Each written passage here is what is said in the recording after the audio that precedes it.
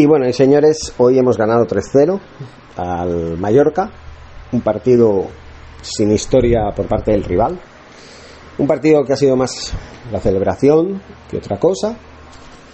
Hemos dominado en todas las facetas, hemos disparado más que nadie, hemos hecho más goles que ellos, bueno, de hecho hemos hecho los goles. Y la verdad es que se notaba que en el partido de hoy tanto el Mallorca como el Barça no se jugaban nada. Eso es lo que no me explico, el por qué jugamos al igual que el resto de los partidos de la jornada en la que los clubes pues se jugaban los que se jugaban.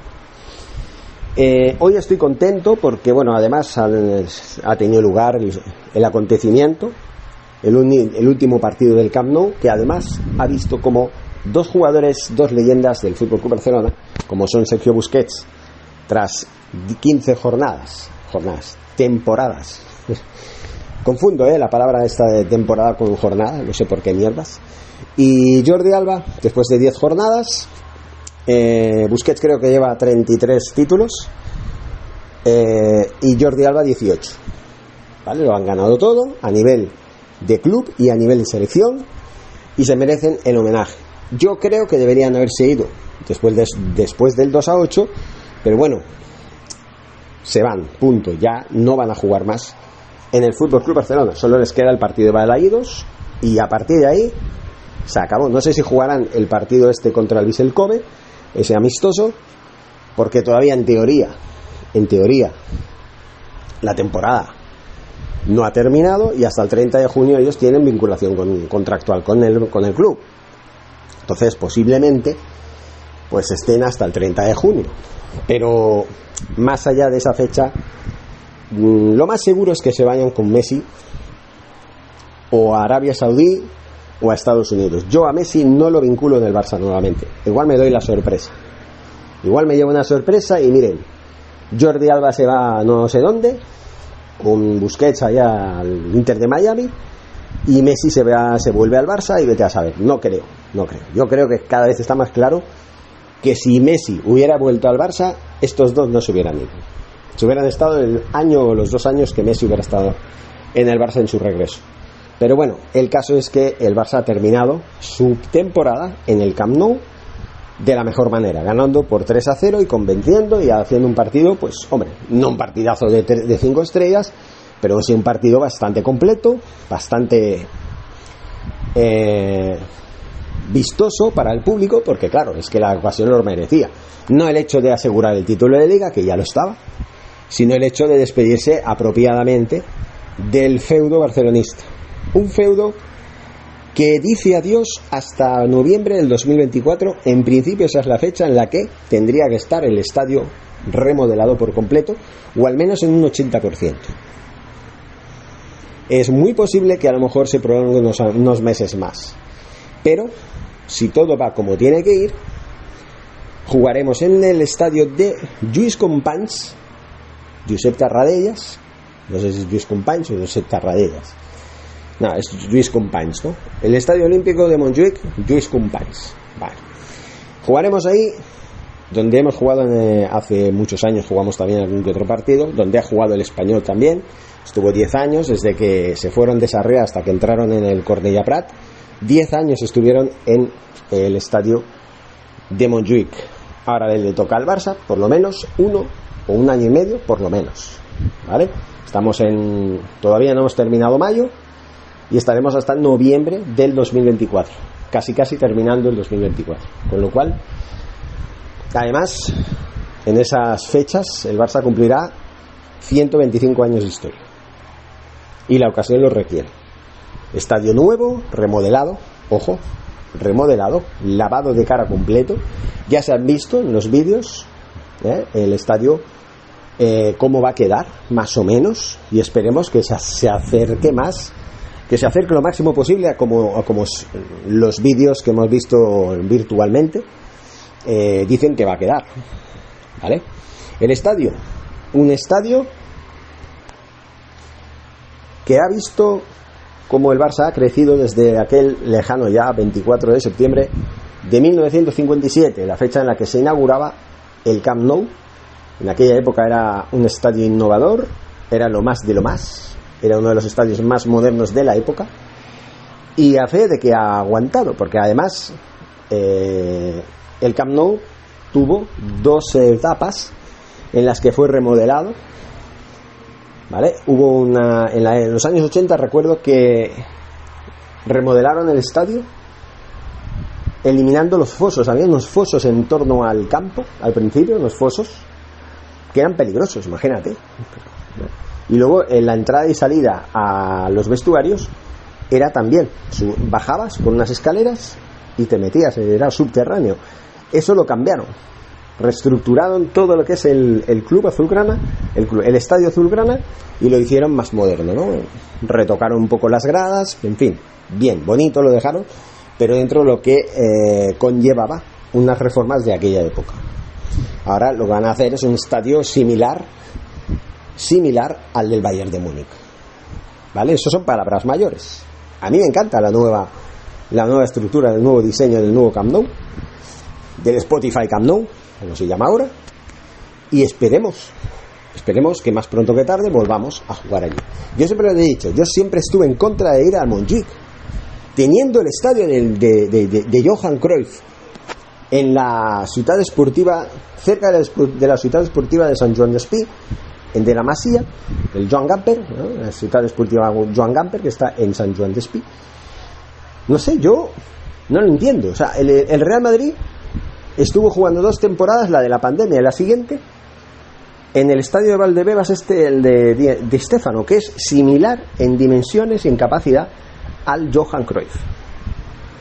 No se le cayeron los anillos, no se fue al estadio de la Peineta, que es un estadio similar al estadio de Montjuïc, porque esa era la otra opción, irse al estadio de la Peineta y jugar ahí en los partidos hasta que, bueno, pues así es eso es lo que va a hacer el Barça. Va a pagar un alquiler durante 18, 19, 20 meses, que para mí va a ser una pérdida de dinero. Porque claro, la gente dirá, no, pero claro, es que el Barça tiene 100.000 socios, y claro, ¿cómo le das cabida a los socios? Pues señores, pues durante 18, 19, 20 meses, pues que se hagan por sorteo y ya está. Unas veces podrán ir, otras veces no. Y los socios, bueno, durante ese tiempo, mitad de precio, y ya está, hagan yo qué sé, compensen a la gente. Aunque si yo fuera el presidente, diría, miren, durante nuestra estancia en el estadio de Montjuïc, todos los socios quedarán exentos de pagar la cuota anual. La cuota de socios no la tendrán que pagar.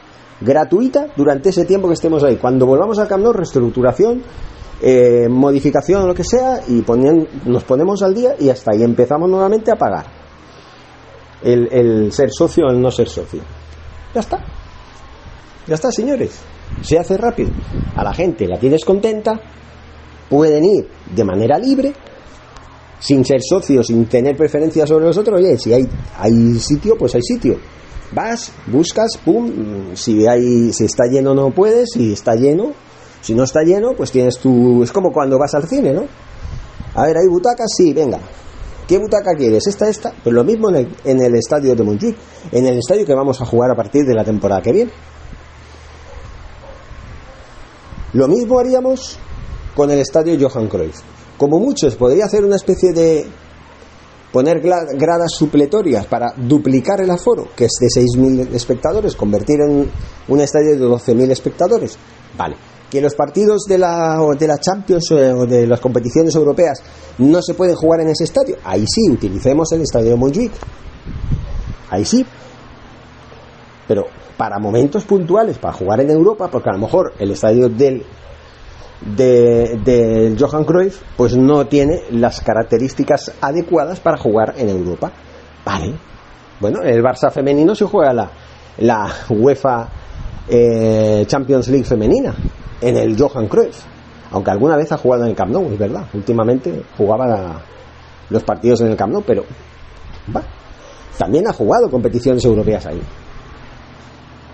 Y está el filial también, el Barça B, que también juega ahí en el estadio de Johan Cruyff. Nunca entenderé por qué esta tontería de irnos a Montjuïc, teniendo el estadio que tenemos tan bonito, que es el de Johan Cruyff. Tan fácil que lo tendríamos, es verdad. que ese estadio, claro, es que el estadio de Montjuic tiene una capacidad de 63.000 espectadores, son 30.000 menos, de la otra manera es que son el 85% menos. Vale, igual pasó con el Bernabéu, señores, en el Real Madrid pasaron de estar en un estadio de 100.000, bueno, 100.000 no, 80.000 espectadores, como es el Bernabéu, a jugar en uno de 6.000, y no sé qué, no ha pasado nada. Ahora están ahí otra vez en el Bernabéu, en ese estadio Bernabéu que parece que están sufriendo atrasos, o sea, retrasos atrasos, ya lo decía bien, en los acabados del estadio, pero poco a poco va avanzando. Ahora que se acaba la temporada, en septiembre, cuando empiece, ya tendrán el estadio completo. Porque incluso hay una parte del estadio del Bernabéu que no se usa, no se puede usar, está cubierto por una lona, con lo cual se demuestra que todavía no está acabado. Pero claro, tampoco se podían prolongar mucho en el tiempo estando en un estadio con esa capacidad tan pequeña, ¿no? Yo por un lado lo entiendo, que se vayan a Montjuic, pero no era necesario, porque se supone que los plazos previstos se tienen que cumplir. Y si no en 18, pues en 23 meses, como mucho 2 años. Ya está. Para el día de Navidad, para fin de año del 2024, del 2025, y ya está, un mes más. En fin, señores, vamos a recordar un poco nuestro Camp Nou, que se despide hasta nueva orden, es decir, no se va para siempre, no cierra para siempre, simplemente tenemos un estadio que se va a modificar, que se va a reformar. Aquí hay una historia que quiero contarles, que es la del Camp Nou. Hasta que me haga daño. Que habla de lo siguiente. El Camp Nou se inauguró el 24 de septiembre de 1957 y fue la sede inaugural del Mundial de España 1982. Dice, en la vida de los clubes deportivos, la evolución de sus instalaciones es una de las principales muestras del éxito o la decadencia de las entidades. Como en todo, las empresas también, si las puedes remodelar, si puedes hacer obras y expandir el negocio, pues es señal de que va bien. Si no puedes, pues señal de que no va bien. Eso es normal. En la historia del Barça esta idea se manifiesta claramente en 3 etapas. La primera con cambios sucesivos del terreno de juego, resultado lógico de toda etapa inicial. La segunda con el campo de las Corts, el primero en propiedad y signo de la consolidación del club. Sí, bueno, hay 3 etapas, ya como están diciendo. Y la tercera, la del Camp Nou, que es la que corresponde a la expansión y a la grandeza de la entidad. El viejo campo de las Corts, inaugurado en 1922, vivió diversas remodelaciones para acoger una masa social azulgrana que no paraba de crecer. Tras la guerra civil, la recuperación de la entidad significó un aumento continuado de socios y de espectadores. El club respondió a esta demanda con diversas ampliaciones, tanto del Gol Sur como del Gol Norte, en 1943, o con el cambio de la tribuna, en 1945. Sin embargo, cada vez era más claro que había que plantearse la construcción de un campo nuevo, y por ello la Junta combinaba estas mejoras de las Corts con los primeros proyectos para conseguir el sueño de un nuevo estadio. Podrían haber remodelado el estadio de las Corts, pero prefirieron hacer un estadio nuevo, que fue el Camp Nou. Desde 1948, las voces favorables a un proyecto ambicioso eran cada vez más numerosas, pero el propósito no era fácil de hacer efectivo, y había que conciliar con el desarrollo urbanístico que Barcelona comenzaba a hacer en aquellos años en el área de la Diagonal. En muchas ocasiones se hace referencia al impacto que tuvo el fichaje del gran jugador Ladislao Kubala, para acabar de decidir la Junta de Barcelonista. Es cierto que la llegada del crack húngaro creó unas enormes expectativas y una atmósfera de ilusión colectiva, pero hay que tener en cuenta que también fueron muy decisivas en esta misma dirección las 2 ligas ganadas consecutivamente, los años 1947-48 y 1948-49, antes de la incorporación de Kubala. De hecho, el primer paso en firme del club se produjo en septiembre de 1950, 15 días antes de que Kubala jugara su primer partido amistoso vestido de azulgrana. En ese momento, el club que presidía Agustín Montal Gulubart, no confundir con el otro Agustín Montal que estuvo en los años 70, firmó una opción de compra sobre unos terrenos de la compra de la maternidad que hizo efectiva 2 meses después. A partir de entonces se abrió una etapa bastante engorrosa, ya que la decisión de la comisión del Camp Nou, el 9 de febrero de 1951, de cambiar el emplazamiento del futuro estadio en la zona final de la Diagonal, dio paso a unas estériles negociaciones con las administraciones que no llegaron nunca a buen puerto. El asunto quedó en punto muerto hasta la victoria de Francisco Miró Sans a las elecciones de la presidencia del FC Barcelona el 14 de noviembre de 1953.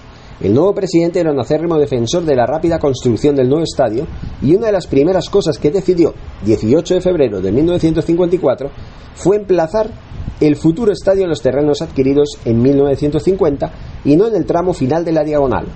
Así, el 28 de marzo, ante una multitud de 60.000 barcelonistas, se colocó la primera piedra del Camp Nou, bajo la presidencia del gobernador civil Felipe Acedo Colunga, y con la bendición del arzobispo de Barcelona, Gregorio Modrego. La construcción duró 3 años, señores. El proyecto del nuevo estadio fue encargado por los arquitectos Francesc Mitjans Miró, primo hermano de Miró Sans, y Josep Soteras Mauri, con la colaboración de Lorenzo García Barbón. Más de un año después, el 11 de julio de 1955, el club adjudicó la obra a la empresa de construcción Ingar S.A., que presentó un presupuesto de 66.220.000 pesetas y un plazo de ejecución de 18 meses. El coste total de la obra, sin embargo, sobrepasó con creces la cantidad mencionada y llegó a ser de unos 288 millones de pesetas, una cifra que se tuvo que sufragar en parte con las sucesivas emisiones de obligaciones hipotecarias, que eran de 100 millones de pesetas, y bonos de caja, 60 millones de pesetas. Esta medida permitió financiar la construcción del estadio, pero a costa de endeudar el club durante algunos años. La fecha prevista para la inauguración del estadio era la del 24 de septiembre de 1957, lo que hemos dicho al principio. Con el fin de llevar a cabo una ceremonia bien esplendorosa, se constituyó una comisión organizadora de la inauguración, la presidencia, en la que correspondió a 2 personas, Aleix Buixeras, Relaciones Públicas, y Nicolau Casaus, organización. El sábado 21 de septiembre, José María de Cosío, miembro de la Real Academia Española, pronunció en el Salón de las Crónicas del Ayuntamiento de Barcelona el pregón que abría oficialmente las fiestas de la inauguración de las nuevas instalaciones. También durante este fin de semana de septiembre se disputaron en el Campo de las Corts y el Palacio Municipal de Deportes una serie de partidos internacionales que tuvieron como protagonistas a las diversas secciones del club. La trascendencia de aquellas jornadas quedó bien patente en el hecho de que el gran poeta Josep María da Sagarra escribiera un soneto titulado Azul Grana, y en la creación de un himno en el estadio del FC Barcelona con letra de Josep Badia y música de Adolf Camané.